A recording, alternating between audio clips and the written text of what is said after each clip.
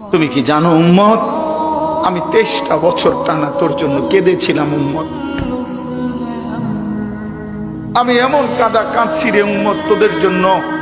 এশার নামাজের পরে দাঁড়াইছি, ফজরের আজান পর্যন্ত আমি আমার মালিকের কাছে তোদের জন্য, উম্মতের জন্য চোখের পানি ফেলে কাঁদছিলাম। আমার এত চোখের পানি তোর দিল গলাইতে পারলো না। আমি তায়েফের পাথরের আঘাতে আমার পিঠটা চালনির মতো ছিদ্র ছিদ্র হয়ে গেছে রক্তে। আমি বুকে পেটে 2টা পাথর বাঁধছি ক্ষুধার কষ্টে। আমি উহুদের দান শহীদ করা রক্তে উহুদের ময়দানে পড়েছিলাম বেহুশ হয়ে।